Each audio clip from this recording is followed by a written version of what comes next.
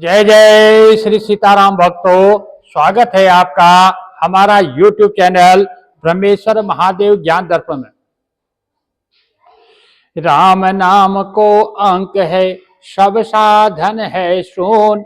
अंक गए कछु हाथ नहीं, अंक रहे 10 गुण। श्री गोस्वामी तुलसीदास जी कहते हैं कि जो राम नाम रूपी है वो अंक है, और जो सारे साधन है, जो जप तप यम नियम जो साधन है, वो जो है शून्य है।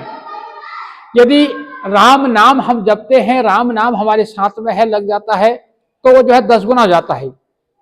जैसे और जो बाकी साधन है, जैसे हम कोई दान करते हैं, पुण्य करते हैं, तीर्थाटन करते हैं, और किसी तरह का जो है व्रत यम नियम योग अभ्यास इत्यादि करते हैं, वो क्या है, शून्य के बराबर है।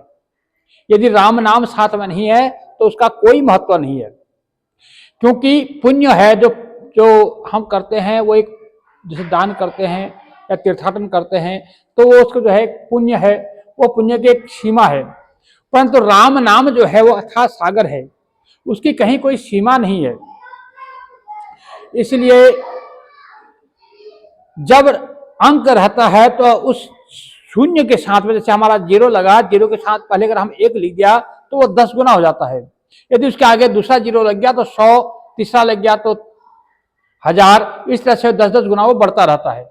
इसलिए गोस्वामी जी लिखते हैं कि राम नाम को अंक है, सब साधन है शून्य।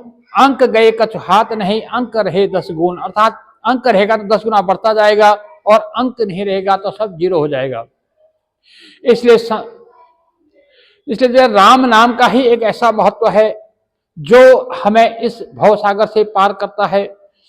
क्योंकि हमारे जितने भी साधु संत हुए हैं, जो भगवत प्रेमी जन हुए हैं, जो रसिक जन हुए हैं, सब ने जो है राम नाम पर ही जो है, नाम पर ही जो है बल दिया है।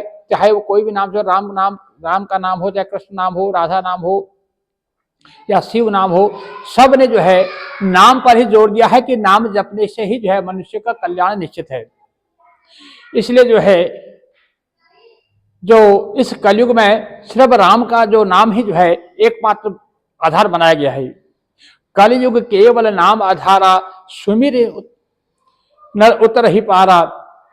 जैसे इस कलयुग में जो है, जो राम नाम ही एकमात्र ऐसा सहारा है जो हमें इस भवसागर रूपी सागर से जो हमें पार कर सकता है। इसलिए हमें जो है राम नाम को जपना है। कैसे जपना है? बिल्कुल हृदय में, कंठ में, जैसे अंदर तक जो है हमें जो है अपने कंठ से उसको जपना है। जैसे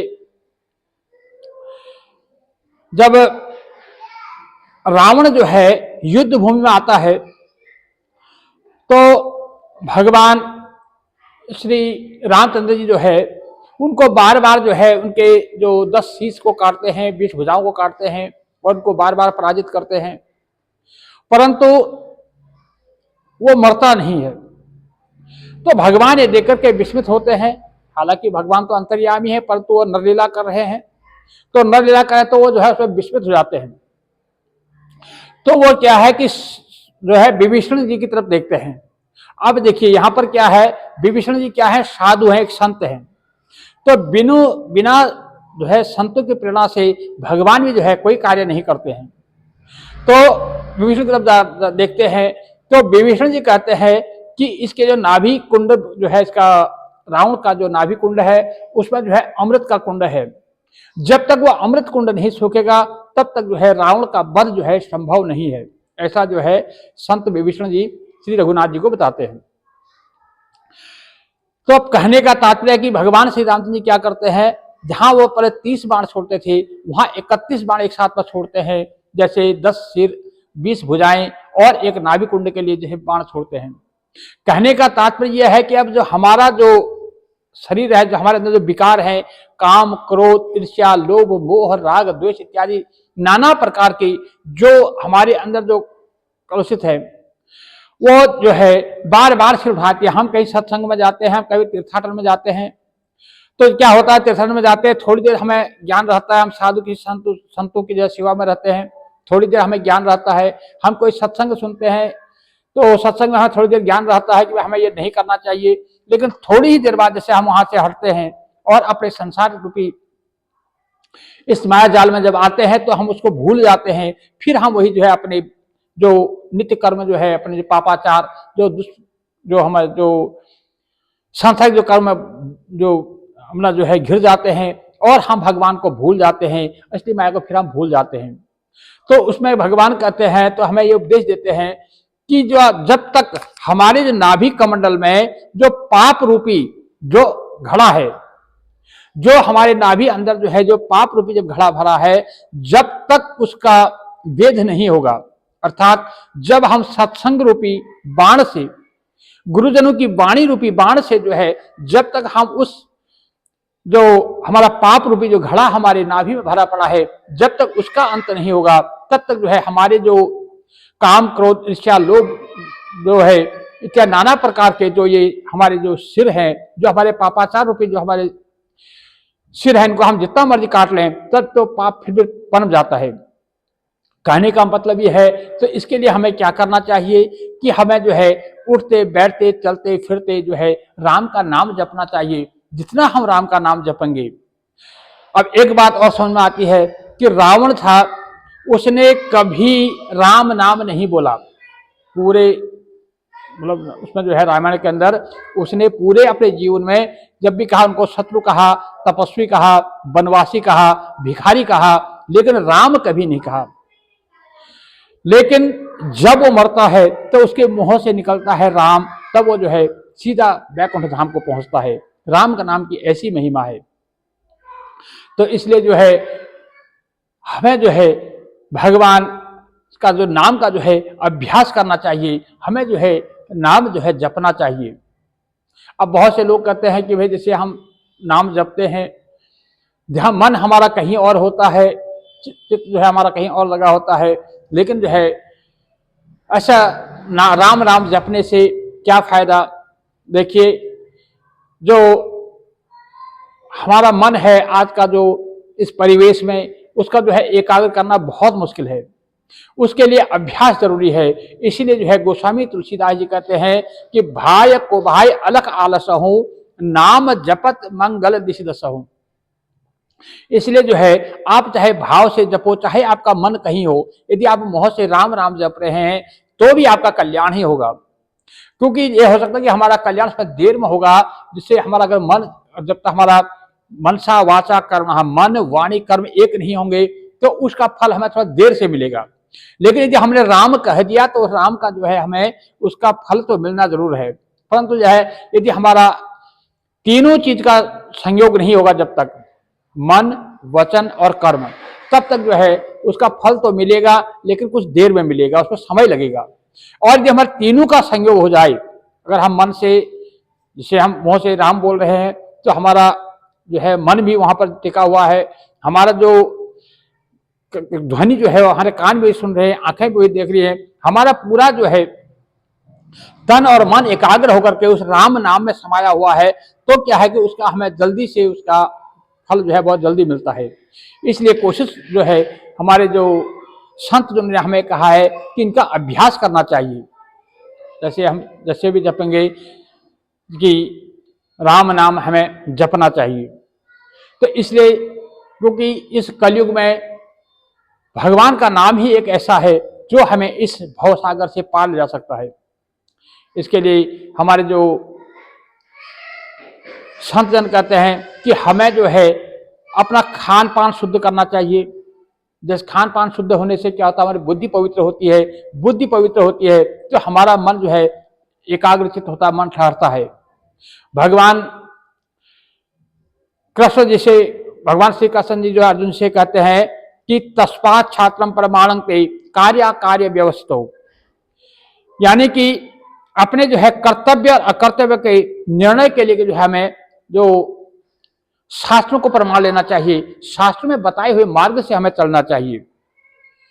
यदि हम शास्त्र विधि को जान करके अपने कर्म को करेंगे तो उस कर्म का फल हमें बहुत जल्दी प्राप्त हो जाता है और धीरे धीरे जो है मनुष्य जो है मुक्ति की ओर जाता है, इसमें कोई संशय नहीं है। तो इसलिए भक्तजनों, हमें जब भी हमें पास समय मिले तो भगवान का नाम स्वीकारना चाहिए, भगवान का नाम जपना चाहिए, क्योंकि भगवान का नाम ही एक ऐसा है जो हमें इस भवसागर से पार ले सकता है। राम नाम को कल्पतरु कलि कल्याण निवास, जो सुमिरत भयो भांगते तुलसी तुलसीदास।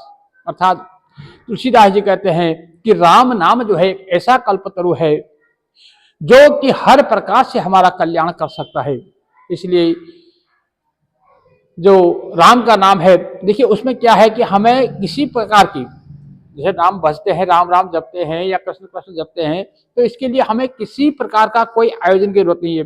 ऐसा नहीं कि हमने अभी अपवित्र हैं, हमने नहाया नहीं, हमने खाया नहीं, हमने अभी ये नहीं किया, या हम किसी अपवित्र अवस्था में है, तो हम राम नाम जो है कहीं पर भी किसी भी अवस्था में कैसे भी जप सकते हैं, और वो हर तरफ हर प्रकार से जो है मंगल ही करने वाला है। आप जिस हालत में हैं, जहां पर हैं, जैसे हैं, वैसे ही आप राम नाम जपना शुरू कर दें। यदि हम राम नाम जपना शुरू कर देंगे तो जो है हमारा कल्याण निश्चित है, इसमें कोई संशय नहीं है। जो हमारे संतों की वाणियों में संशय करते हैं, जो हमारे शास्त्रों के बताए हुए मार्ग पर जो संशय करते हैं, वो मनुष्य का जो है कभी कल्याण नहीं हो सकता है। इसलिए इन पर जो है, क्योंकि बिन विश्वास भगत नहीं, ते ही बिन द्रव ही न राम, राम कृपा बिनु सपने हो, जीव न लह विश्राम। क्योंकि बिना विश्वास के जो है भक्ति संभव नहीं है, कि भक्ति का जो मार्ग है सिर्फ विश्वास पर टिका हुआ है। हमें अपने गुरुजनों की वाणी पर जो है विश्वास करना होगा, अपने संतों की वाणी पर विश्वास करना होगा, अपने वेद शास्त्रों की वाणी पर विश्वास करना होगा, अपने इष्ट पर विश्वास करना होगा। बिना विश्वास के जो है हमें फल की प्राप्ति नहीं हो सकती है। देखिए, हम जैसे किसी वैद्य के पास जाते हैं, डॉक्टर के पास जाते हैं, हम उससे दवाई भी लाते हैं, एक विश्वास होता है कि वो हमें जो दवाई देगा उससे हम ठीक हो जाएंगे, क्योंकि बिना विश्वास के वो भी फल नहीं देता है। हम भी डॉक्टर के पास जाते हैं तो हमें पूरा विश्वास होता है कि ये जो हमें दवाई दे रहे हैं इससे हमें आराम मिलेगा, इससे हमें शरीर में जो है रोग से मुक्ति मिलेगी। तो इसलिए जो है हम उस दवाई का सेवन करते हैं और उससे हमें आराम मिलता है। हम कहीं पर भी जाते हैं, हम तीर्थ में जाते हैं, हम हरिद्वार इत्यादि किसी पवित्र नदी में हम स्नान करते हैं, हमें ये विश्वास होता है कि हम वहां जाकर के हमारा कल्याण होगा। उसी प्रकार से भगवत नाम में यदि हम जपें तो हमारे घर पर ही जो है सारे तीर्थ उपस्थित हो जाएंगे। यदि हम घर पर जो है राम नाम जपना शुरू कर दें तो सारे तीर्थ, हमें तीर्थ जाने की जरूरत नहीं, बल्कि सारे तीर्थ जो है हमारे घर पर ही चल के आ जाते हैं। इसलिए भक्तों, जो भगवान का नाम जो है हमें खाते पीते उठते बैठते जपना चाहिए। भक्तों, यदि वीडियो आपको अच्छी लगे तो इसको लाइक कीजिएगा, ज्यादा से ज्यादा शेयर कीजिएगा। इतनी मेरी प्रार्थना जरूर सुनिएगा कि जब भी आपके पास समय मिले, 1 मिनट, 2 मिनट, 10 मिनट, 20 मिनट, तो अपना जो है राम नाम जरूर जपिएगा, क्योंकि राम नाम ही एक ऐसा है जो हमारे इस युग, जो इस कलयुग में जो है, इस संसार रूपी सागर में तो हमें इस संसार के भी सुख मिलेंगे और अंत में जो है हमें भगवत धाम को प्राप्त कराने वाला है। भक्तों, यदि आपने अभी तक हमारे चैनल को सब्सक्राइब जरूर कर लीजिएगा। जय जय श्री सीताराम भक्तों।